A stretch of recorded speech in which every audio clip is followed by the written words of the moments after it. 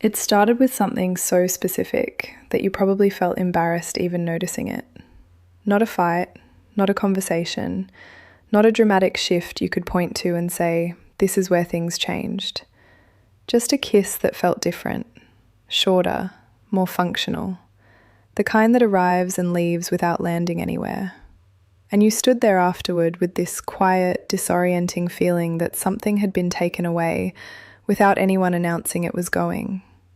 You were not imagining it, and you were not being too sensitive for noticing. Physical affection in an avoidant relationship is never just physical. It is a direct readout of their internal emotional state, and passionate kissing specifically requires something that the avoidant finds increasingly difficult to sustain as a relationship deepens. It requires presence. Not just physical proximity, but genuine, unguarded, I am completely here with you right now presence. The kind where the walls come down even briefly. The kind where the body communicates what the words have been carefully avoiding. In the beginning, that presence was available. Not because the avoidant was more open then, but because the relationship had not yet reached the depth that triggers their defense system. Early passion is relatively safe for an avoidant. It is intimate without being accountable. It is close without being committed. The feelings are real, but they are not yet heavy enough to be threatening. Then something shifts. The relationship becomes real. The attachment deepens. The feelings grow past the point where the avoidant can hold them at a comfortable distance. And the body, which was always the most honest part of this, starts pulling back before the avoidant has even fully registered why. Passionate kissing requires surrender, a small surrender, but a genuine one. It requires being momentarily undefended.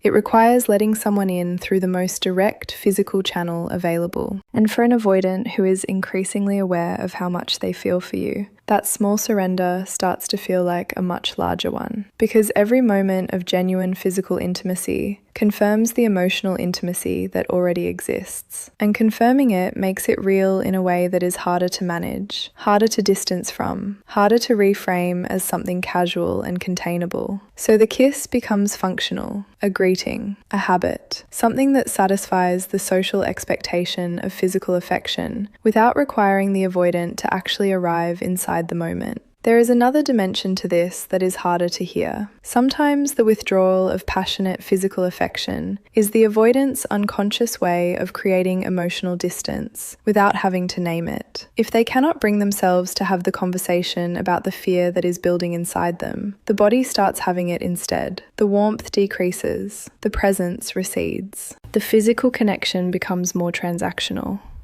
Not because the attraction has disappeared, but because the intimacy has become too much to hold fully and too real to pretend away. The cruelty of it is that you feel the withdrawal before you can explain it.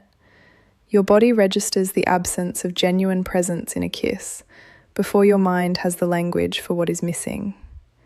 You feel the difference between being kissed by someone who is there and being kissed by someone who has already started the process of managing you at arm's length.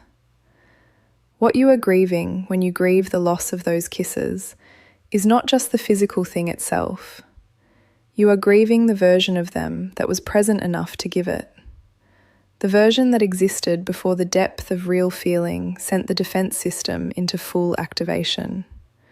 The version that had not yet started the quiet, systematic process of creating distance from something that had gotten too close to be comfortable. That version was real. The connection that produced those moments was real. You did not misread it. You did not build something out of nothing.